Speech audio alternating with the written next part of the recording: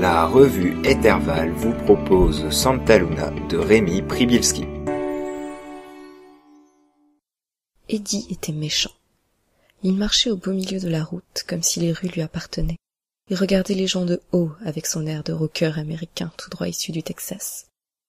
Perché sur de fines et ridicules jambes arquées, son buste était digne d'un haltérophile endurci. Sur celui-ci était posée une petite tête dissimulée sous une immense moustache.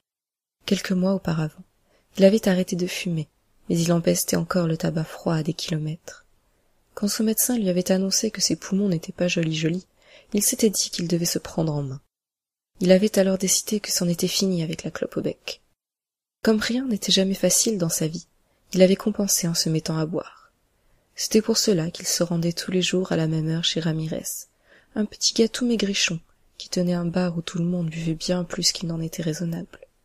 S'il ne fallait garder qu'un commerce dans ce trou à rats, ce serait bien celui-là. Eddie envoya un généreux doigt d'honneur à l'automobiliste qui venait de le klaxonner. Un instant, il avait hésité à sortir ses 2 revolvers et cribler de balles ses chauffards de pacotille, mais il était dans un bon jour aujourd'hui. Il continua simplement à marcher au milieu de la route, renvoyant un sourire hargneux et jauni à tous ceux qu'il croisait. À quelques mètres du bar, il regagna le trottoir. Sur la route, quelque chose retint son attention. Il stoppa. Les passants faisaient un immense détour pour le contourner, mais il ne leur prêtait plus aucune attention. Il fronçait les sourcils en direction d'un mur, tout proche, sans pour autant pouvoir expliquer pourquoi il le faisait.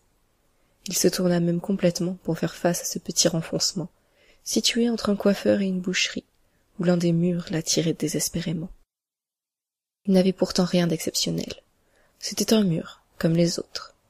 Eddie rit alors, pensant qu'il ne devait pas être encore assez saoul pour réfléchir autant. Il se retourna et poursuivit son chemin d'un pas décidé vers la porte du bistrot.